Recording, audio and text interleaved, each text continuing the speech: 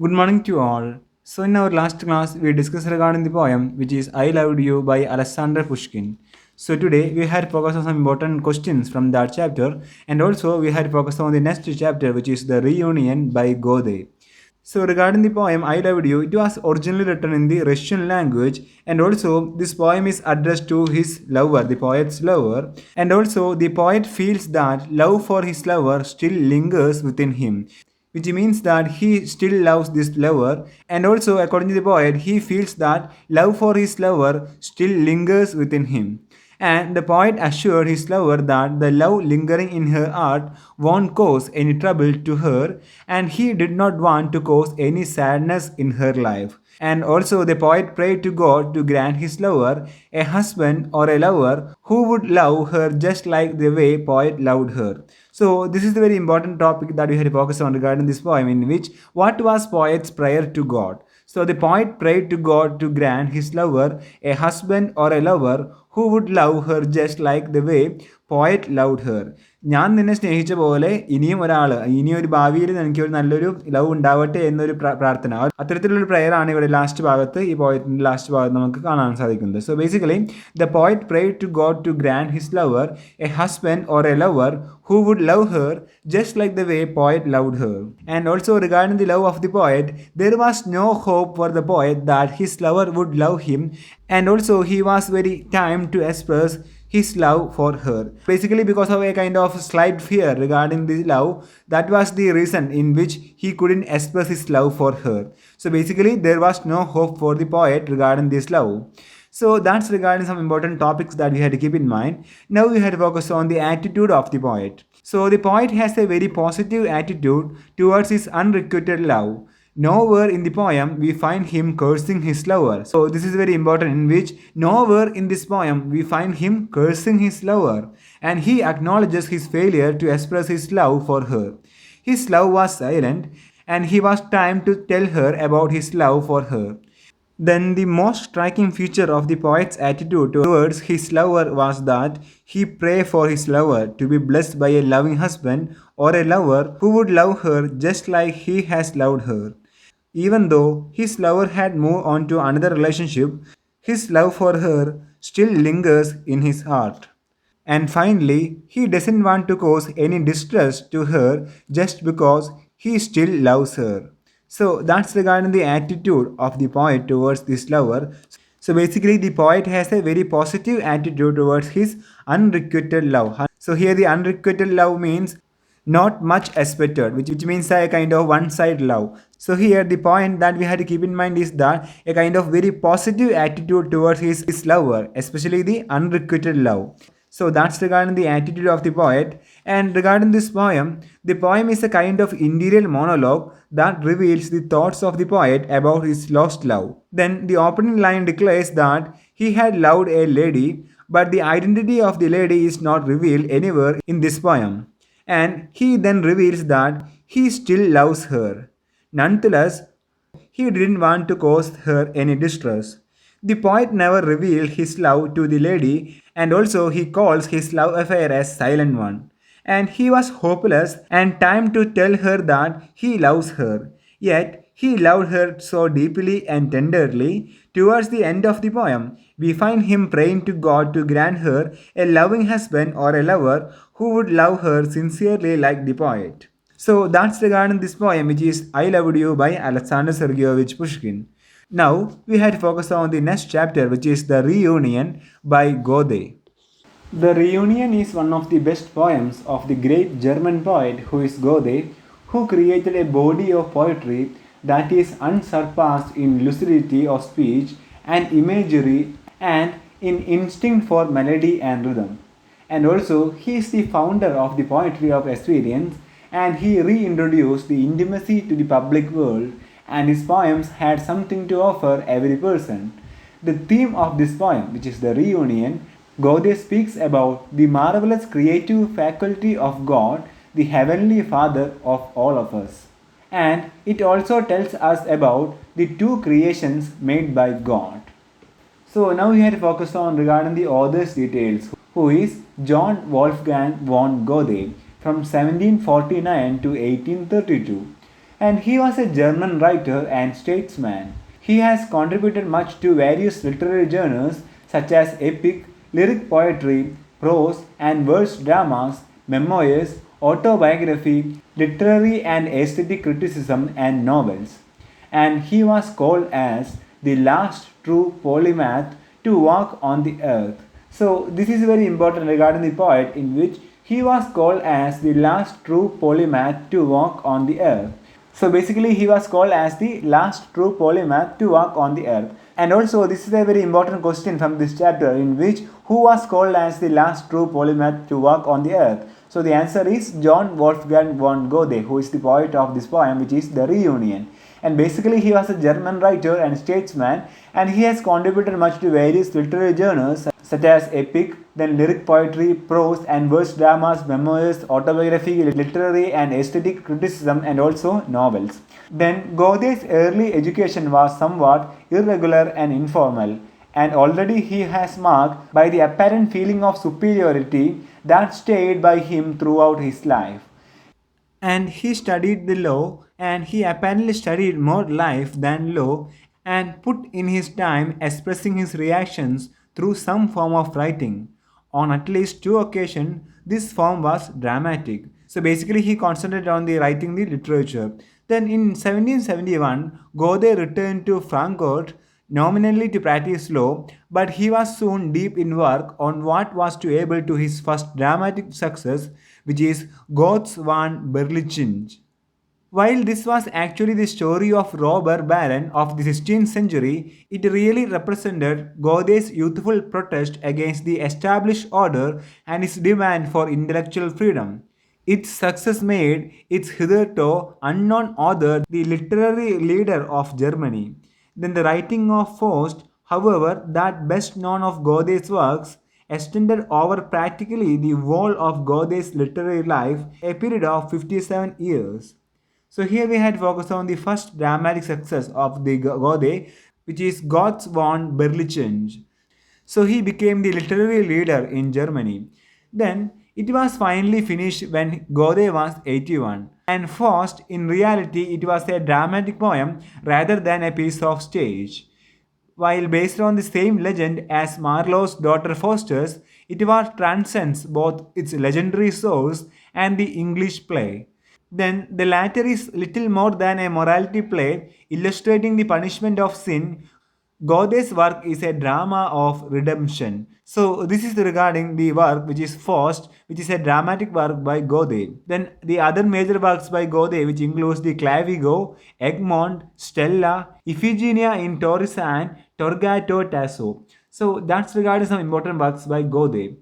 So now we had focused on this poem, which is The Reunion by John Wolfgang von Goethe. So basically, we had to divide this poem into three major parts. So the first part is regarding the creation of God. So let's read this poem. Can it be of star? Do I press thee to my heart?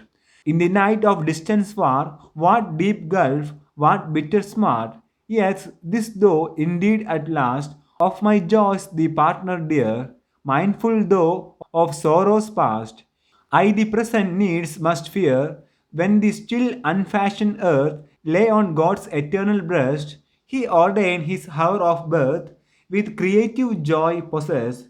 Then a heavy sigh arose when He spake the sentence, Be, and the all with mighty throes burst into reality. So this is the first part of this poem, which is the reunion.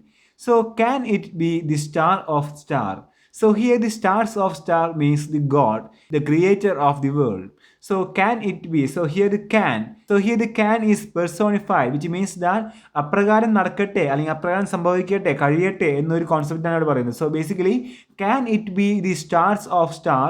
Do I press thee to my heart? In the night of distance far, what deep gulf, what bitter smart? Yes, this though indeed of last, of my joys the partner dear, mindful though of sorrows past, I the present needs must fear. So here the poet just introduced regarding the creation of God, especially the world. So how the God created the world? So when the still unfashioned earth lay on God's eternal breast, He ordained its hour of birth. with creative joy possessed, then a heavy sigh arose. So the first one is regarding the creation of the world. So basically, when the still unfashioned earth, so here the unfashioned earth means without any kind of this creation in the world. So basically, here the unfashioned earth lay on God's eternal breast. So this signifies that the unfashioned earth was on the God's eternal breast in his mindset itself or in his heart. So lay on God's eternal breast, he ordained his hour of birth. So this signifies that God created the world in a specific time. So basically he ordained its hour of birth, especially the birth of earth, and with creative joy possessed. So this means that the joy, the happiness of the creation. So here the creation of joy is from the God itself. So here the creator smile, which means that the creative joy possessed, then a heavy sigh arose. അതായത് അവസാനം ഒരു heavy സൈ Eros എന്ന് പറയുന്നുണ്ട്. ഈ creation ഒക്കെ കഴിഞ്ഞിട്ട് ഈ ഒരു വേൾഡ് ക്രിയേറ്റ് ചെയ്ത് കഴിഞ്ഞിട്ട് ഒരു ഹെവി സൈ അറോസ് ചെയ്യാണ്. So it's like A relaxation after doing something. So here the creation of the world was done by the God. Then after that a heavy sigh arose when he spake the sentence be. So here the be signifies a kind of command by the God. അപ്രകാരം ഉണ്ടാവട്ടെ എന്നൊരു കൽപ്പന. So basically this is regarding the creation of the God, how the God created the world. So according to the poet, he says that the creator spoke the sentence which is the be, and the all with mighty theros burst into reality. യാഥാർത്ഥ്യത്തിലേക്ക് മാറിപ്പോകുന്ന ഒരവസ്ഥ, അവിടെ ഉണ്ടായിരുന്ന എല്ലാം യാഥാർത്ഥ്യമായി മാറിയുന്ന ഒരവസ്ഥ, റിയാലിറ്റിയിലേക്ക് മാറിപ്പോകുന്ന ഒരവസ്ഥ. So basically the sentence or the command which is the be, it converted all these kinds of mighty theros burst into reality. So that's regarding the first part of this poem, which is the creation of God. And also here we had focus on the unfashioned earth which is lay on God's eternal breast, and he ordained his hour of birth with creative joy possessed. Then after that a heavy sigh arose. Then finally he spoke the sentence or the command which is the be, and the mighty theros burst into reality. So that's regarding the first part of this poem, which is the reunion. Then moving on to the next part, the second part of this poem. So this is about the creations, especially all the creations by the God. So we had focus on the second part.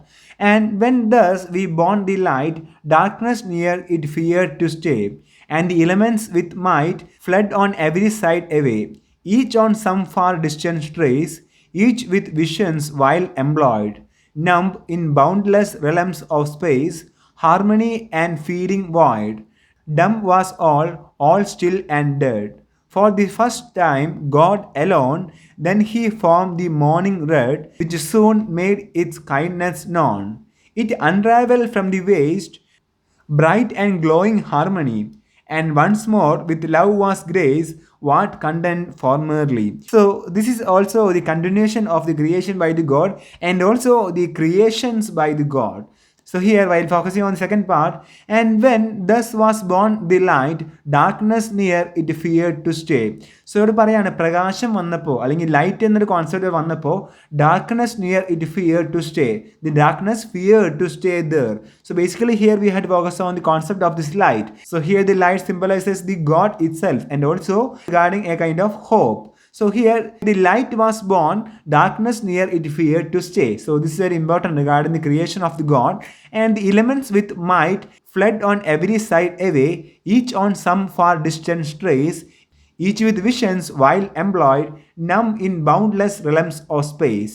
So this signifies that all the creatures of the God, especially the elements with might, fled on every side away. So this is regarding all the kinds of the creations by the God, in which each on some far distant trace, each with visions while employed, numb in boundless realms of space.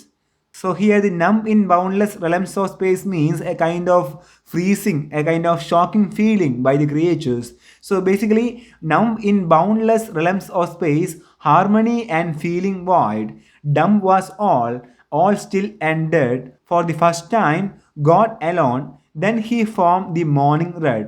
So here the poet says that after all these kinds of creations, for the first time God became alone.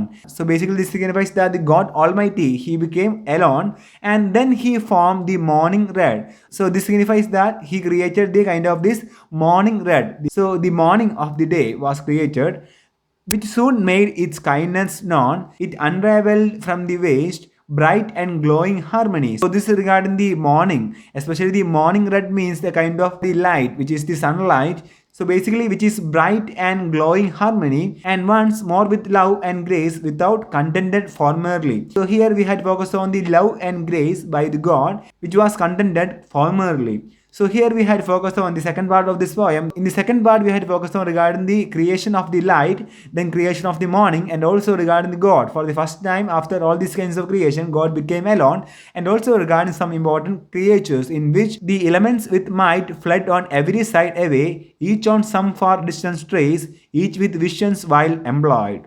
So that's regarding the second part. Then in the third part, the final part of this poem, we had to focus on the final part. So basically here, and with earnest noble strife, each its own peculiar sort, back to full unbounded life, sight and feeling soon were brought. Wherefore, if it's done, explore how, why give the manner name? Allah need to create no more, we His world ourselves can frame. So, with morning pinions brought, to thy mouth was I impelled, stamped with thousand seals by night.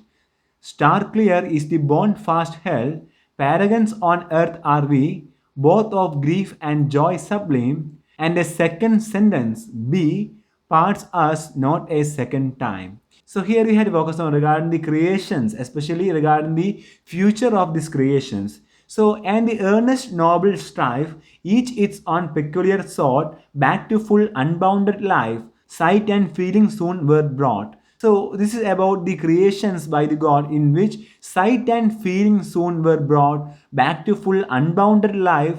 And so, this signifies that everything became in normal kind of these conditions, especially, and with earnest noble strife, each its own peculiar sort. So which means that for every creation there should be a kind of peculiar sort, back to full unbounded life, sight and feeling soon were brought. Wherefore if this done explore, how, why give the manner name? So this signifies that to name all these kinds of creations. So the point that we have to keep in mind is that allotting the specific name for all these kinds of creations. So basically this was done by the man. Wherefore if this done explore, how, why give the manner name? Allah need to create no more. We His world ourselves can frame. So this signifies that naming all these kinds of creations. So it was done by the man who is Adam. And also after that the poet says that we His world ourselves can frame. So this signifies that regarding our life, the life of the human being. So basically this signifies that we His world ourselves can frame. The world which was created by the God Almighty, in which ourselves can frame. So we can modify, we can create something new in this world. Basically this signifies that all the kinds of this invention, the scientific invention, and also all the kinds of these developments. So basically, so with morning pinions brought, to thy mouth was I impelled. So here the morning pinions brought means the sun, in which to thy mouth was I impelled, stamped with thousand seals by the night. Basically here we have to focus on the kind of this change from the night to the day, from the night to the morning. So star clear is the bond fast healed. Paragons on earth are we. So the paragons on earth are we means, so here the human beings are compared to the paragons on earth, in which both of grief and joy sublime. So we have to face both grief and also the joy sublime, which means that we have to face both the happiness and also the sorrows. And a second sentence, be, parts us not a second time. So this signifies that the second creation, and it also signifies that the second coming of the God. So here also we had focused on the command which is be, and the second sentence be, parts us not a second time. നമ്മളെ ഒരിക്കലും ഒരു second time ഇനി വരുന്ന സമയത്ത് ഇനി നമ്മളെ ഒരിക്കലും which signifies that the world and the God ഒരിക്കലും ഒരു ഡിവിഷനായി മാറാതെ ഒരു റീയൂണിയൻ എന്നൊരു അവസ്ഥയിലേക്ക് മാറണം എന്നൊരു പ്രത്യാശയാണ് ഇവിടെ അവസാനത്തെ ഒരു ഭാഗത്ത് ഈ പോയത്തിൽ ശ്രദ്ധിക്കാനുള്ളത്. So basically and second sentence B parts as not a second time. ഒരിക്കലും നമ്മളെ അങ്ങനെ ഒരു സെക്കൻഡ് ടൈമിൽ നമ്മൾ ഒരിക്കലും അത് ബ്രേക്ക് ചെയ്യാൻ സാധിക്കാതെ പോകട്ടെ എന്നൊരു ഹോപ്പ്, അതിനെ പറ്റിയാണ് ഇവിടെ ലാസ്റ്റ് ഒരു പാർട്ടിൽ ഈ ഒരു പോയത്തിൽ പറയുന്നത്. So basically here we had focused on regarding the inventions by the man and also regarding the life after the creation of the God by the man, human being. And also we had faced both grief and joys in a sublime manner, both grief and joy, which means that the happiness and sorrow in a sublime manner. And also the final thing is very important, in which and the second sentence B parts us not a second time. ഒരിക്കലും നമ്മൾ അതൊരു തിരിച്ചു പോകാനുള്ള അവസ്ഥ ഒരിക്കലും break ചെയ്യാതെ വരട്ടെ എന്നൊരു പ്രത്യാശ അല്ലെങ്കിൽ ഒരു ഹോപ്പാണ് ഇവിടെ ഒരു ലാസ്റ്റ് പാർട്ടിൽ ഈ പോയത്തിൽ നമുക്ക് ശ്രദ്ധിക്കാറുള്ളത്. So this is regarding the third part, the final part of this poem. So today we discussed regarding some important aspects regarding the poem, which is I Loved You. And also we discussed regarding the next chapter, which is the reunion by Gode. And in the next class we had focused on regarding the analysis of this chapter. So kindly go through this poem. We had focused on some important details in the next class regarding this poem. So that's for today. Thank you. Happy learning.